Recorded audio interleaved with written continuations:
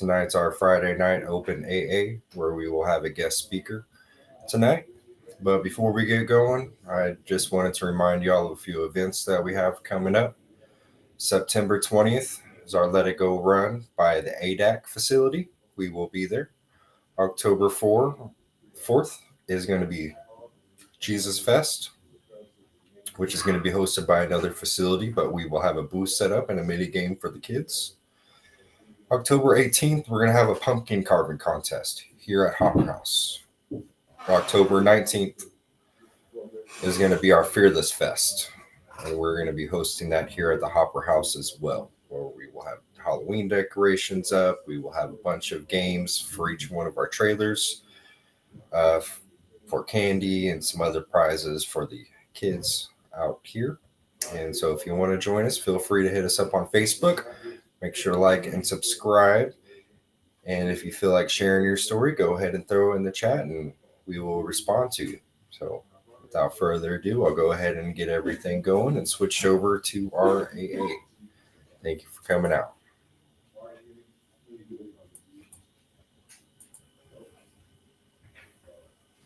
Any announcements? It's over. Anyone opposed to vaping over here in this meeting? Any of y'all vape, fellas, please be cautious. Vape, blow your smoke in there and not nobody, please. Who you see here and what you hear here, better stay here. Here. Please keep profanity to a minimum for spiritual principles. Donation basket is going to be passed around to keep up with our self-judicial contribution will cover rent, utilities, and coffee. And now I ask somebody to read our words. My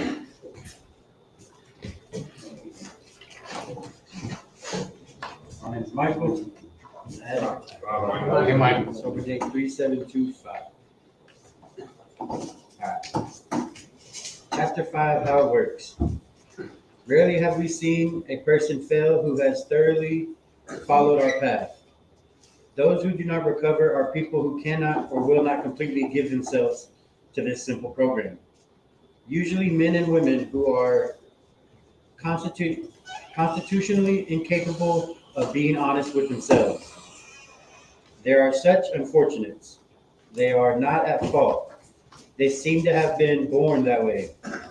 They are naturally incapable of grasping and developing a manner of living which demands rigorous honesty. Their chances are less than average. There are those, too, who suffer from grave emotional and mental disorders, but many of them do recover if they have the capacity to be honest. Our stories disclose in a general way that we used to be like, what happened, and what we are like now. If you have decided you want what we have and are willing to go to any length to get it, then you are ready to take certain steps. As some of these we balked, we thought we could find an easier, softer way, but we could not. With all the earnestness at our command, we beg of you to be fearless and thorough from the very start. Some of us have tried to hold on to our old ideas, and the result was nil until we let go absolutely. Remember that we deal with alcohol, cunning, baffling, powerful.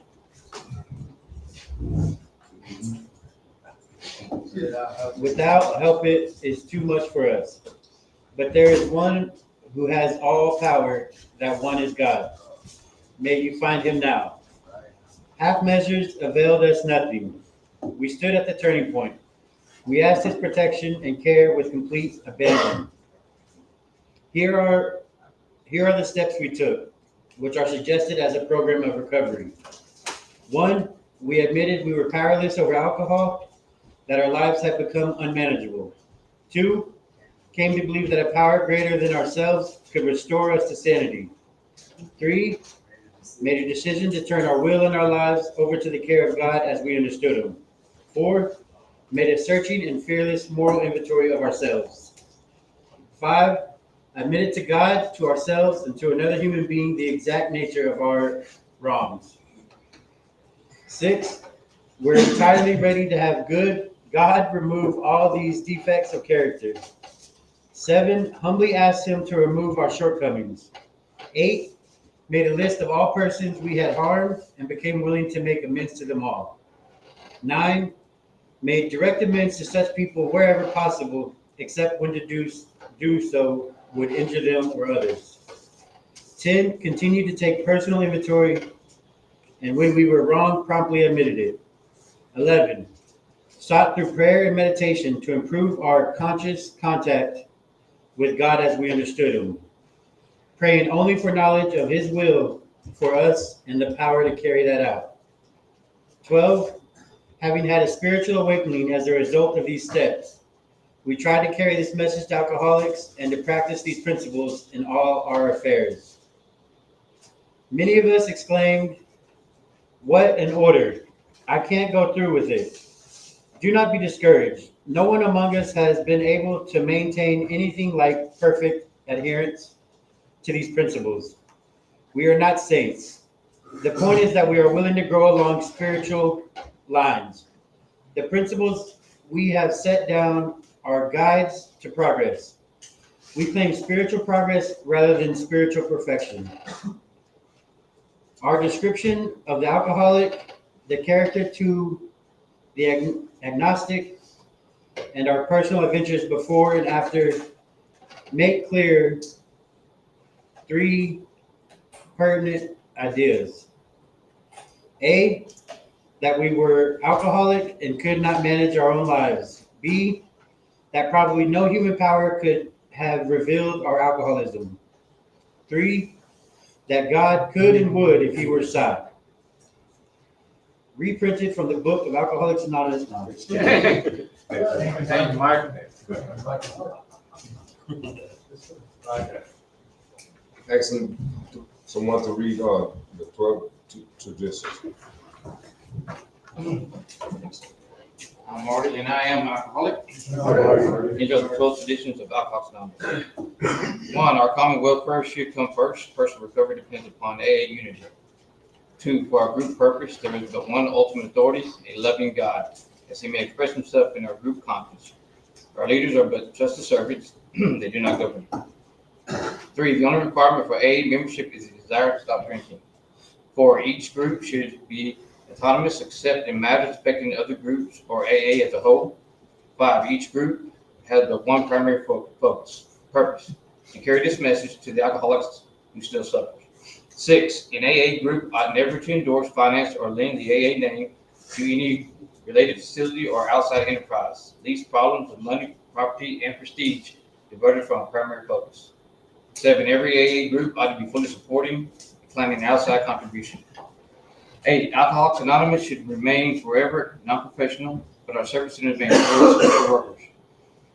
9, AA as such ought never be organized, but may create service boards or committees directly responsible to those they serve. 10, Alcoholics Anonymous has no opinion on outside issues, hence the AA name ought never be drawn into public controversy. 11, our public relations policy is based on attraction rather than promotion.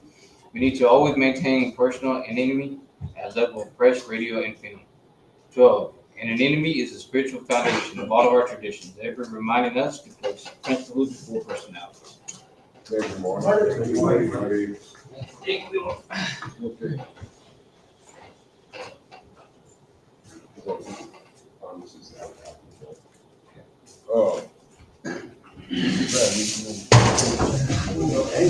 We go.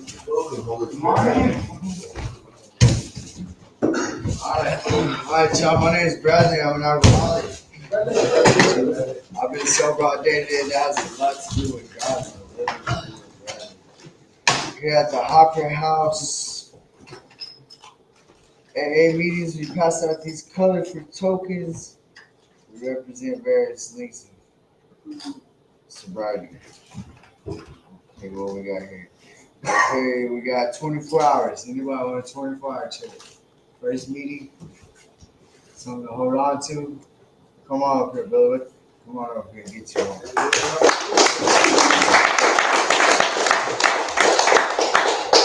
You want a white one or you want a silver? What's your name? What's your name, brother? Tell us your name and what you gonna do with it.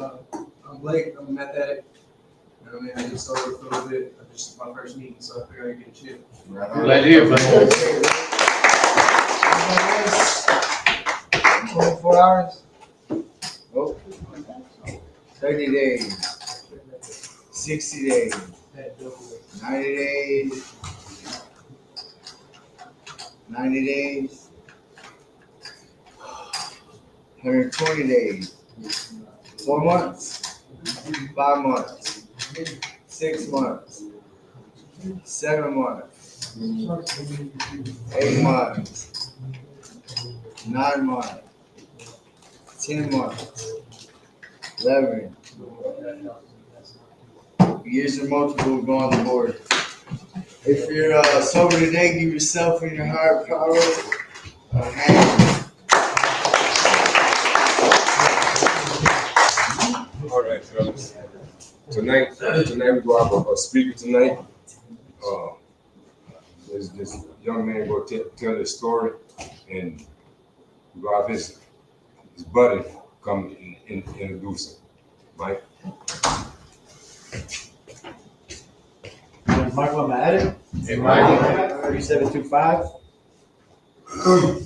I don't know how to do this. I'm here to introduce Eric, the IT guy. All right. Keep it quick. Hey, Logie, I'll see what I can do. My name's Eric Murdoch. Hey, Eric's up there. And, this is my story. Once upon a time. My life has been rough ever since I was a child. I went through 2 parents battling from addiction constantly, even after their divorce. When I was young, I had to go through multiple court battles where my mom used to take me and leave me out of state. I eventually ended up with my father gaining custody of me when I was about 5. And every time I was with either one of them, drugs and alcohol were involved. My mother smoked a lot of marijuana, also drank constantly. My dad drank and used just about every drug there was.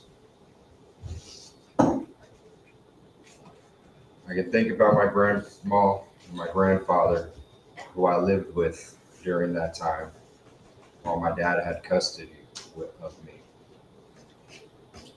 And both of them alcoholics. They were very verbally and physically abusive to me as a child. My mom would constantly take me to biker rallies where I would see lots of drugs and alcohol use. My dad would take me to lots of festivals where there was even more drugs, even more alcohol use. Once I got into school, my life was also very rough. I was bullied not only in school, but also in my neighborhood constantly, attacked and beat up just for the way I lived. I was diagnosed with depression and insomnia by the age of 7. I couldn't sleep without nightmares. I couldn't walk through my neighborhood or go to school without getting picked on.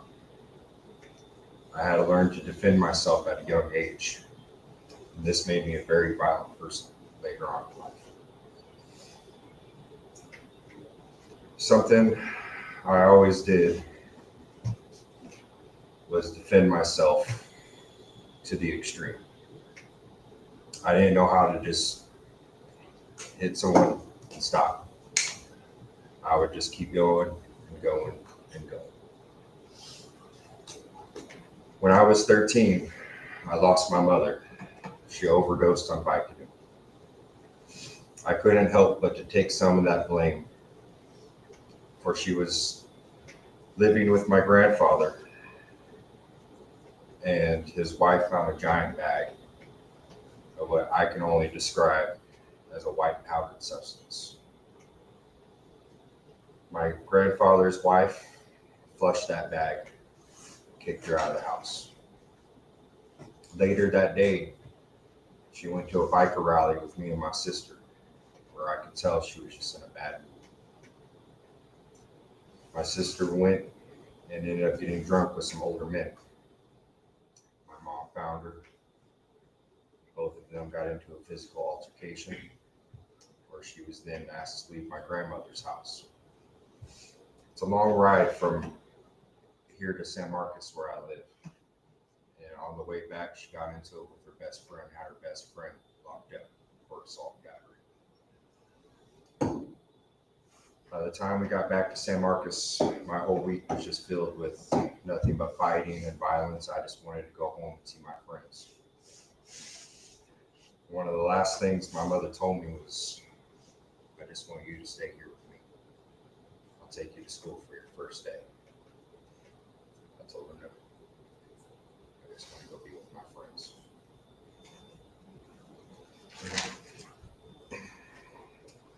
So that night,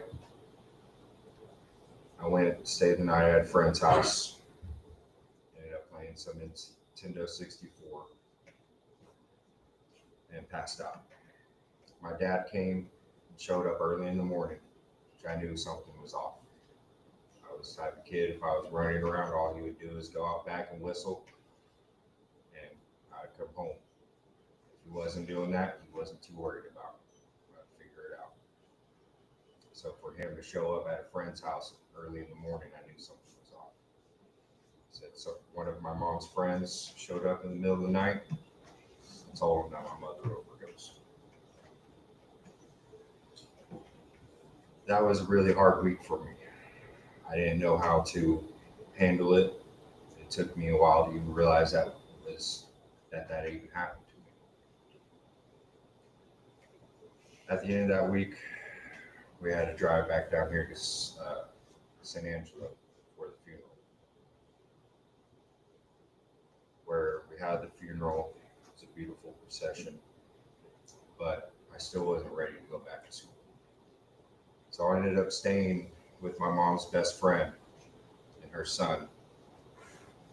And for that entire month, she would just buy me alcohol every night. She didn't know how to handle something like that. So she did what she knew what to do, drink. So that's what I did. I drank every night. So finally, the end of that month rolls around. I had to go back to school, start school.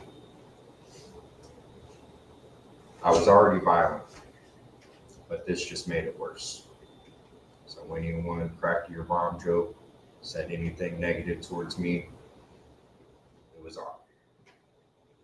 I got 2 assault and battery charges that year when I returned back to school.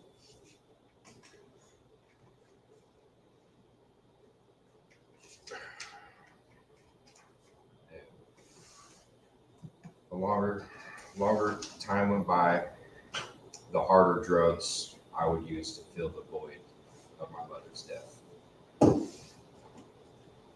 A little further into the future, I was at a friend's house where we would go drink with an older man that lived across the street.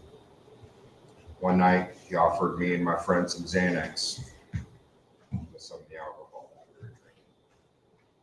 Me knowing the effects of Xanax and alcohol, I should have known better. But I took them anyways. That night, I got molested. I didn't talk to anyone about this until I got here. Until I talked with my sponsor. And almost immediately, it felt like a huge burden was lifted off me. letting go of that story that I've been holding on to so tight for all these years.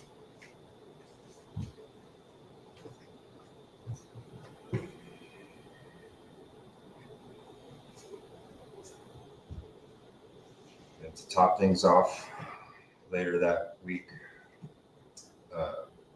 my friend shot himself with a shotgun. He too also molested that man.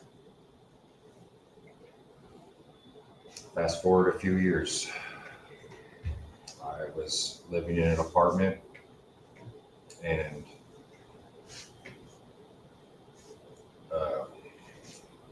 first day I moved in, I was sleeping on the couch because at the time I was homeless. I met another guy that was also sleeping on the couch, was friends of a friend. Me and him both having to be stuck in the same room for 6 months, I ended up becoming really good friends with him. By the time we moved out, he moved in with someone else that he was selling drugs for. And I warned him multiple times that they were wanting to do stuff to him for coming up short on drug money.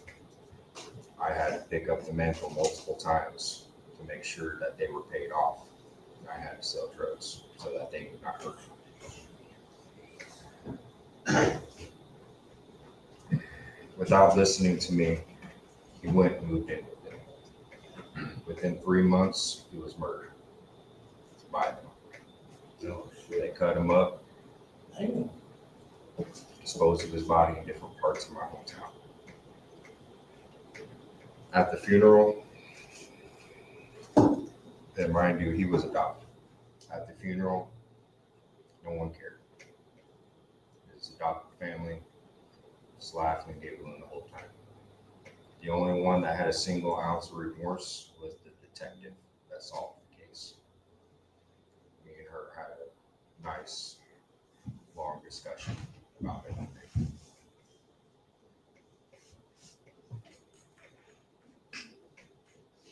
You know, I never did get to graduate with my diploma.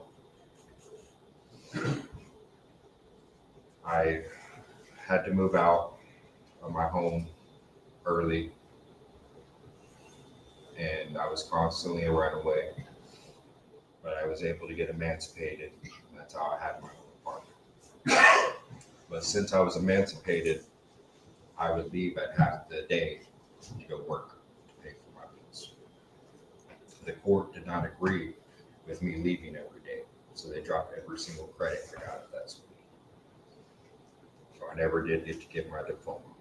And I was wanting to go to a nice university and to really pursue my education further. But because of that, I was no longer allowed to attend the university.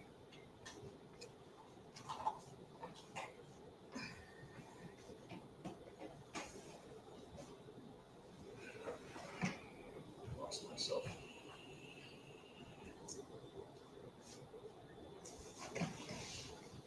A few years later, me still struggling with my addiction and struggling with my past, I put myself in some very bad situations, but also made some great friends along the way. But unfortunately, a lot of my friends were addicts like me. I lost 2 of my friends the same exact way I lost my mother. One on my best friend's floor, the other behind a willow booth, sitting at a hospital parking lot, knowing that something was wrong. She never made it inside.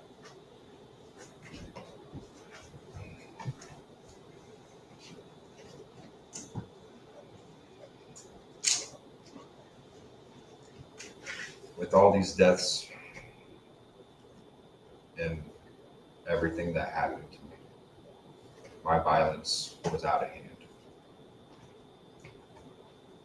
I would never hit a female intentionally, drunk or sober or high. But if you were a male, there was no off limits. By this point, I was selling drugs, I was using drugs, and I condemned a lot of violence. I have jumped people. I have stabbed people. I've hit people with random objects, with bottles and bats. If there was a weapon, I didn't care. I tried to use it. I'm lucky to not have landed myself in prison. I want to say that I was very careful, but I also want to say that someone was watching. A few years later, when I finally did make it into college after getting a GED, I had a one-night stand with a girl who eventually became my baby's mother. At the time, though, I was in a serious relationship with another woman who I ended up staying with for another 5 years. But because of that, she always had resentment for me. And that relationship was built on that resentment.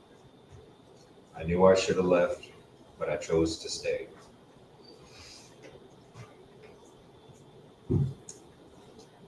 I partied a lot. I have a lot of good stories.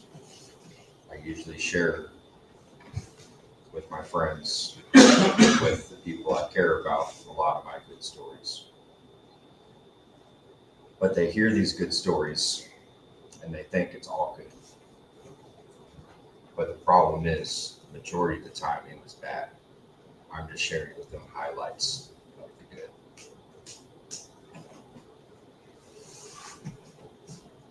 And because of these stories, the girl I was dating wanted to try some new drugs. I ended up letting her try some of these drugs. Went out and had the same old lifestyle that I had before. But at this point, I was starting to become a father. I was getting my partial custody. And I just had enough of using. I lived that life for a long time. I was tired of getting messed up and getting violent.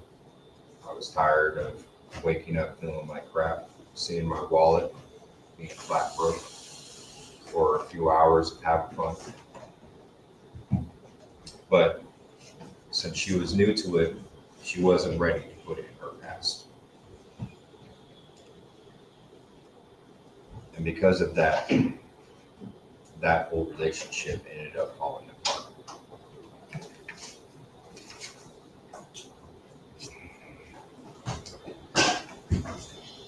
It was around this time that I started my journey on quitting everything. And because of her, I couldn't. Because she was always doing them. We would get into it, I would do it.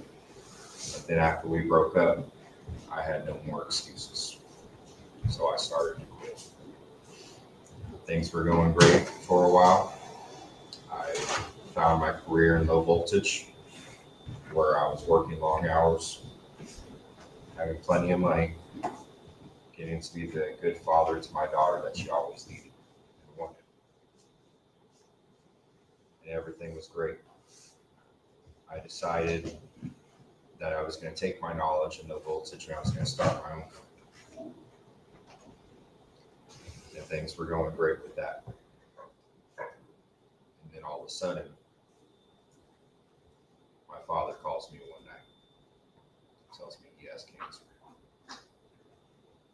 At the same time, the person who I was getting my contracts from, that I had a contract with, was starting to not hold up his end of his deal with his contracts. So I had to end up stepping away from that and setting down my company because I was working so many hours a day, minimum 18 hours, sometimes 24, 36 hours, going on 2 days no sleep, having to troubleshoot, run lines, drive from Austin to San Antonio to Houston.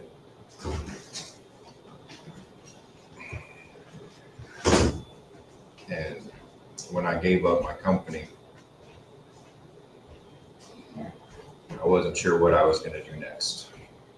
I didn't want to go back to being a cable guy with a not guaranteed pay throughout the year. But I knew I had to be there for my father. So I did what I didn't want to do. I put myself back into a situation that I left as a kid. Coming straight back to that, I was reminded almost instantly why I left in the first place, why I went and got myself emancipated. But in my heart, that was the right thing to do. So my father had a bone tumor growing on his sternum, and they ended up having to remove most of the sternum, most of his ribs, and replace it all. And because of that, there was a lot of weight to carry around the house. He also took care of my grandmother. So I was picking up, taking care of her. Not too long after his surgery, she started having heart failure. She ended up having to go and get a pacemaker put in, which just made the stress on me even more. And mind you, at this time, I have already quit. I didn't have nothing to cope with anything. The only thing I had, video games, music, isolation. And I lost the majority of my friends. I just stopped talking to them. Hid myself in my room. Didn't do much. Take care of them. I got a job at Geek Squad because it helped me stay home and get plenty of time towards them for still getting paid somewhat decent money. Near the end of that, they decided to cut everyone's hours across the nation, cut us down 5 days to 4 days. I still didn't have enough time to go out and find a new job because my dad not only had cancer once, he had cancer 3 times over those 4 years. So in and out of surgeries, in and out of hospital stays, never knowing if he was going to live or die each time.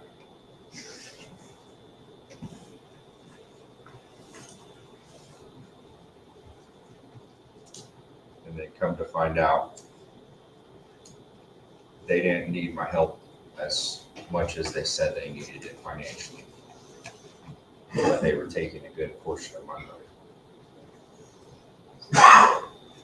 My vehicle broke down.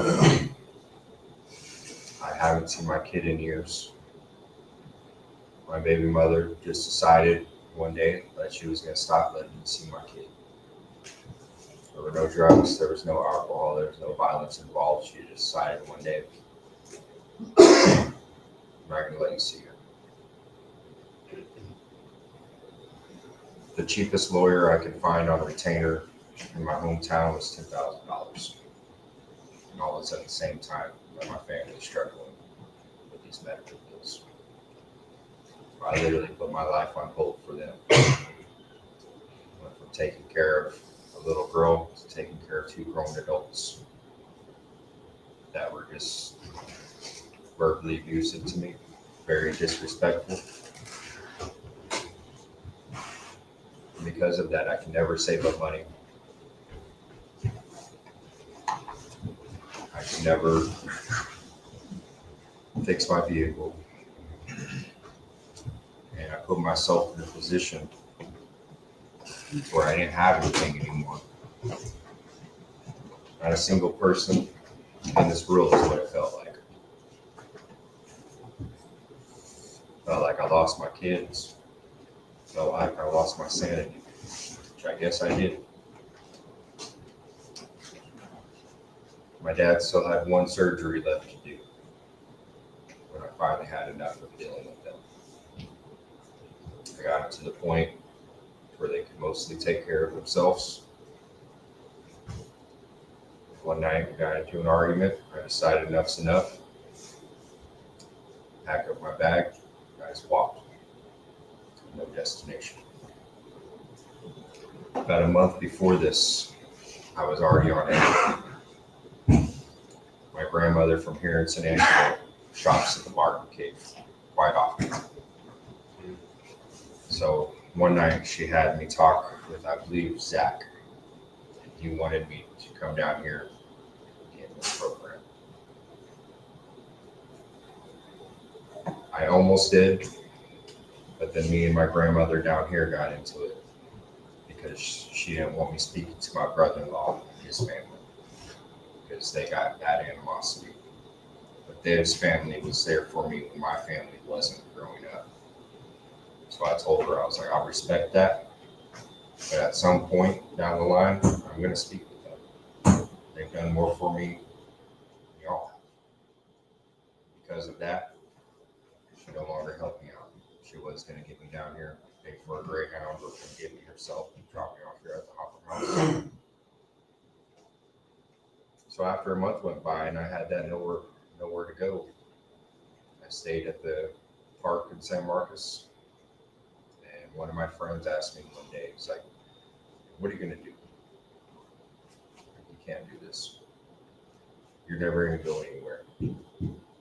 Where could you go? And I was like, well, I just talked to these people about a month ago. Got a place out in San Angelo. Let me give them a call. So I called Chris Hopper.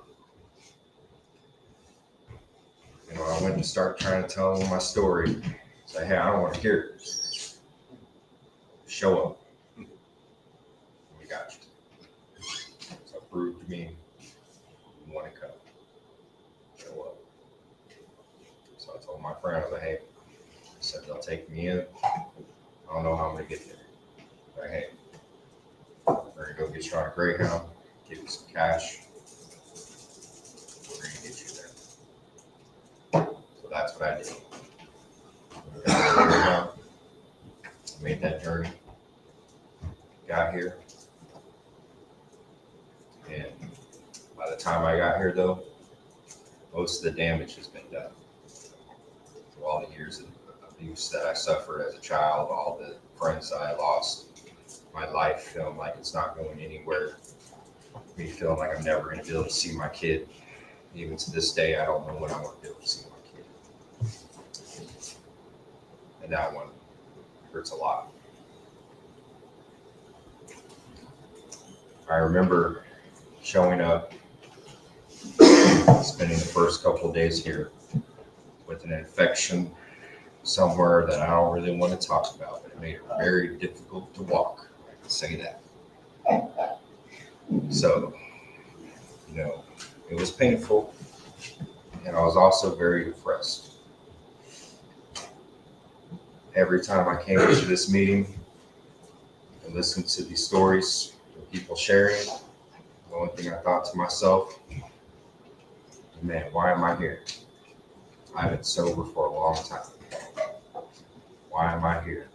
This is faith-based. I lost my faith a long time ago. So I struggled with that. Since I kept struggling, I ended up wanting to kill myself again.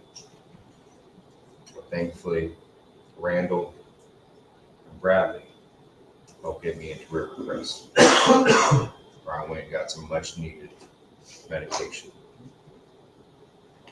And then I came back. And I still wasn't quite ready after that. There was still one thing I was missing.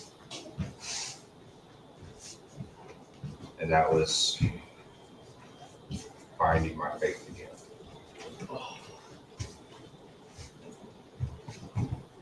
So there's one thing that kept happening every time we would go around the room. I always want you to say your recovery date. And every time they come to me, I would just say my name, where I was from, and let's get my recovery date. And finally, someone called me out for it. Like, why don't you got one? Because I don't know. I didn't know I had to have a recovery date. And then, you know, they just started eating me up. I got up, walked out. Went and tried to find my house leader, tried talking with him. He wasn't readily available. And I came back and one of the guys called me back out there again. So the coach talked to me while I walked out. So went outside and talked, prayed over it.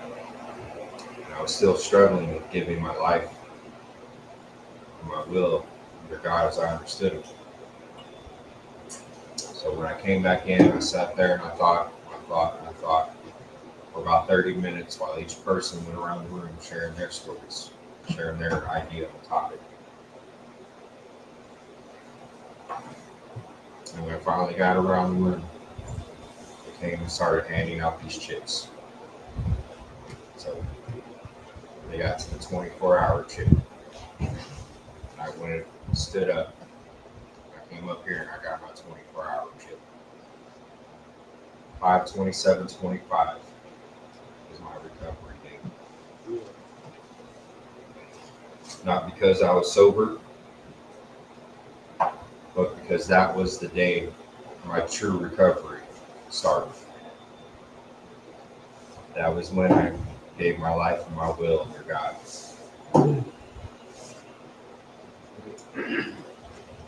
I asked Him to remove all my character defects, and I worked this program. And I worked this program thoroughly.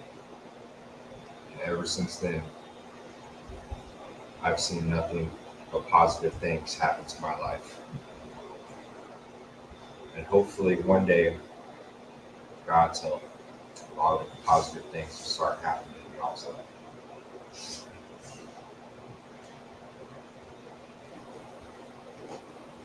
I'm still not certain of what my future holds. But one thing I am certain, that today was better than yesterday. And tomorrow will be better than today. This story was very hard for me to write. There's a lot of it that I left out.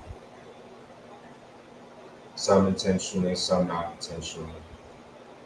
I had a lot of things happen to me. And honestly thought it was going to take me a little bit longer to read them. But, you know, I really hope that anyone that has anything similar to this finds the courage to come and talk to me. I do have a lot of knowledge I can share with y'all, a lot of experience on many subjects. I've tried my best to help out as many people as possible because of all the people I've hurt, all the people I put in hospitals, or all the times I put myself in hospital. I always say I'm a drug addict, alcoholic addict. Those are the orders of my addictions. Drug addict first, alcoholic second, addict last. Because it doesn't matter what you put in front of me, I'm going to find a way to get high on it. That includes violence. That includes laughter. That includes hope. So you do have a lot more healthy things that you can get addicted to than just drugs or alcohol. I do want to express one thing. That you still take that as an addiction. Because we can still do healthy things in an unhealthy way. You have to make time for yourself. And with being an addict, you have to make time for others as well. There's a careful balance that must be achieved for us to get to where we're going. But right now, our balance is leaning one way, ourselves. So that one day, we might be able to move it the other direction, towards everyone else.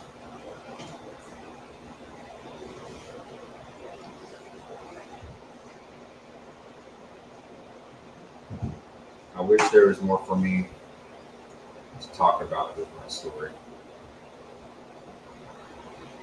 But some of those things I'm just not quite ready for just yet. So maybe one day I'll be willing to share some more of them, some more of the things throughout my life.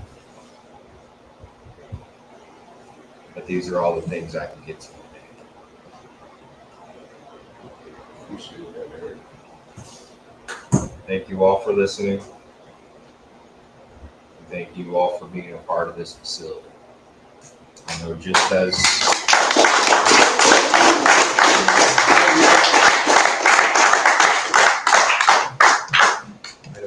with me, this program is not very easy for many of you.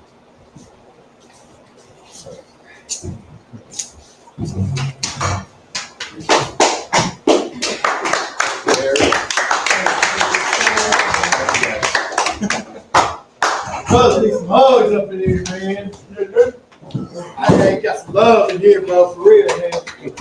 That's good, dude. That's sad. All right, Chris. Yeah, I'm here. He ain't here.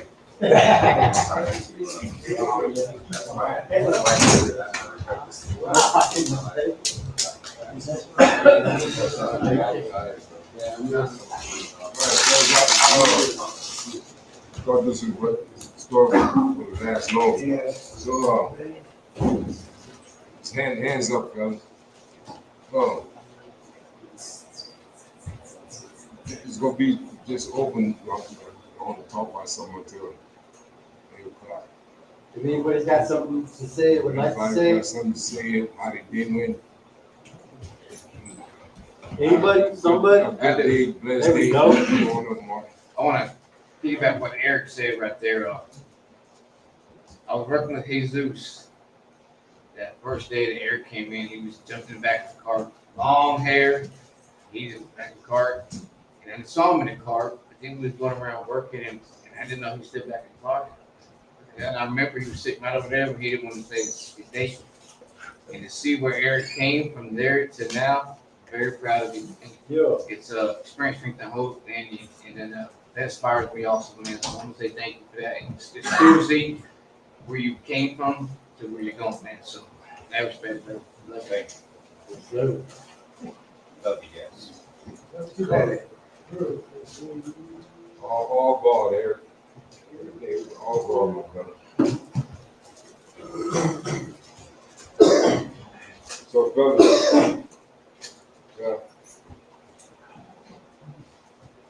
first time doing this, and try to get it right the next time. So, man, this journey, man, we all take it, man. It's something like Eric said, man. You gotta find your higher power, whatever that may be. But you have to have some kind of foundation to build and keep, like you're building a house, you know. You have to have a good foundation for the house, you know. And this is our lives we're talking about.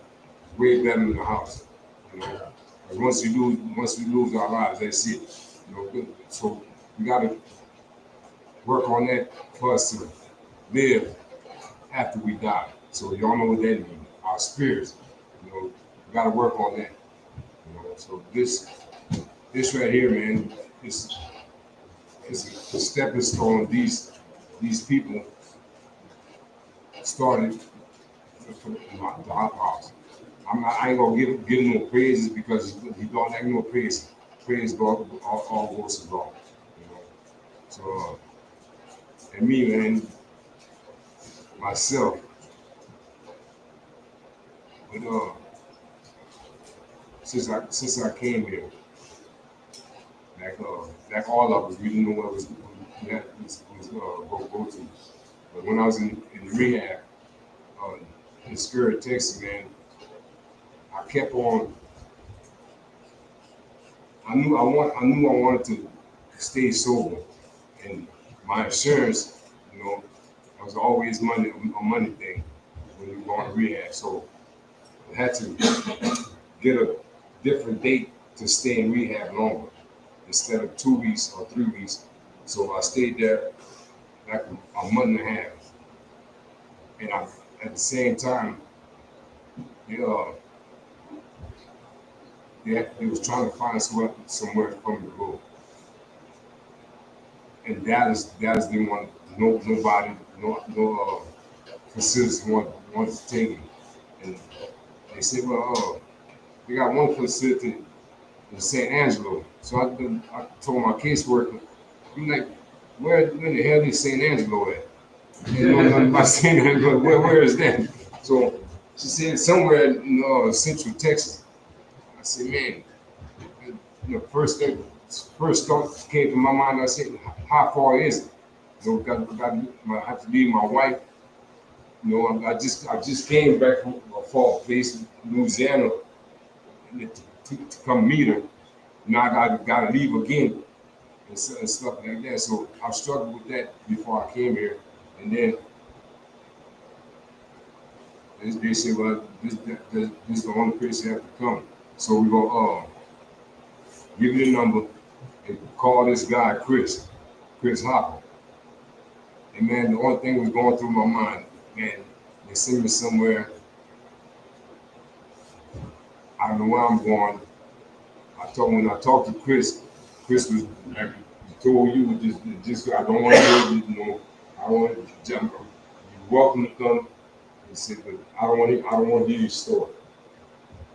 This is a faith-based thing. And my mind was like, man, I'm going some kind of bumfuck ass place.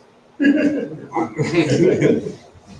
problem, I just, my mind was just all over the place. And I'm so glad I came, but the thing about it, I didn't want to come, but God wanted me to come over here. And I said, this is how I made my mind up. I said, God, whatever you want me to do, I'm gonna do it. No matter where it's at, I'm gonna go. Because I've been in the military, so I went to places, didn't want to know where I was going, so what was so different about this place? So that's what made my mind up, because man, I was like you said, straddling the fence. But I didn't want to go on the left hand side, because I know what the left hand side was gonna bring me right back to jail and all this shit. So I chose the right side. So that's my story for right now about how I got to this place. Passing on to the talk already. I got something to do. So we just go around the room. Everybody say the name where they're from and what it was that brought them here. So you go ahead, John. What you want to say? No, you go ahead. I would say, that's to them, I say, is it, this is me personally, I just want to share, man. I know a lot of y'all been in TC in prison, and this is what I think, like since I've been here since May 23rd. The day before I was in jail, anyway, I was in jail, I was handcuffed to the bed, and had $4 on this side, all the nurses. I like the food and help me, that's long story short, I won't really do that. But long story short, I want to say this, is in prison. Okay, so they got Level Renee something, Martinez, I think, Level Renee. And he's a Latin disciple out there in Florida. And I don't know if y'all heard of him, but he changed his life. And he goes and he does, he gives words of wisdom and he prays for other people, but he goes deep into the gutter, where they got big AKs and things like that, and I notice a lot of people coming in from prison out here, they're real hard-headed, or like real, not hard-headed, but they're real like, still got that knucklehead in them still a little bit, you know what I mean? But, and I was like that too, I feel like, you know what I mean? So I have relapsed again since I've been working my sobriety, and relapsing, I got a month again, but I don't look bad or look down upon it. I don't let it bring me down. I look at it as like, yeah, I made a mistake, but that's the hard-headed part of me, the part that wasn't getting it. But getting it right this time, I feel a whole lot better because I realized what I could have lost. But if for those who are real hard and real like like thug and whatever, like that, that's all good, But like use it for something positive, is my advice. Because that's how I look for me, And if you want to, if you feel like that's good words of wisdom, that's why I'm sharing it because God's, like Brandon said, just share what God's making you feel to share. So I feel to share that, think about, if you don't know Renee, Level Martinez is that disciple. He shot many people. He used to do all that stuff. He used to gangbang, he used to leader. But now he's going to the gutter places and he gets into the grime of it. He goes and worships, like prays for them and gets, and he gives them words of wisdom. So maybe one day that could be us, So I just wanted to share that. Jonathan for governor, y'all. Jonathan for governor. That's a good message, bro. Yeah. It's a good message, bro. I agree with that. Okay, next, I ask somebody to read the promises. Yeah. Yeah, I'm Jacob. What's up, Jacob? These are the promises. If we're painstaking about this phase of our development, we will be made to report we're halfway through. But we are going to know new freedom and a new happiness. We will not regret the past nor wish to shut the door on it. We will comprehend the word serenity and will know peace. No matter how far down the scale we have gone, we will see how our experiences can benefit others. The feeling of uselessness and self-pity will disappear. We will lose interest in our selfish things and gain interest in our fellows. Self-seeking will slip away. Our whole attitude and outlook upon life will change. Fear of people and economic insecurities will leave us. We will intuitively know how to handle situations and use the backwards. We will suddenly realize that God is doing for us what we cannot do for ourselves. Are these extravagant promises? We think not. They are being fulfilled among us, sometimes quickly, sometimes slowly. They will always materialize the good work. Thank you, Jake. All right, this meeting is for an hour, so in an hour, so let's close in the usual fashion.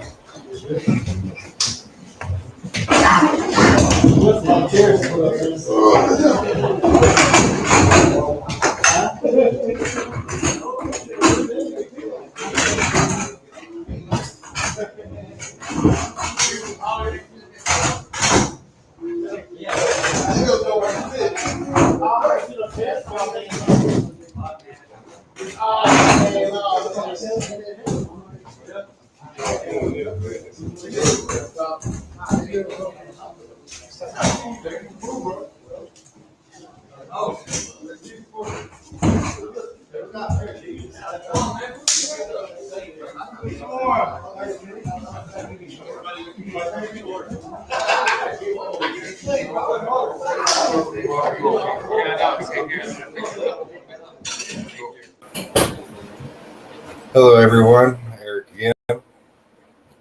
Hopefully, my story reaches someone out there, and hopefully, you can recover as well if you are struggling from addiction or finding your faith. I hope that God will be with every single one of you out there. I hope that y'all find y'all's peace eventually. Thank you for joining us for our Friday night Open AA. Just a quick reminder of some of our events that are coming up. September 20th, ADAC is hosting the Let It Go Run. October 4th will be Jesus Fest. That will also be hosted by another facility. October 18th and October 19th, we will be hosting our own events. The Pumpkin Carving Contest on the 18th, Fearless Fest on the 19th. And once again, thank you for joining us. Please like, subscribe, and I'll see you again Sunday morning for our church session. Y'all have a good night. God bless.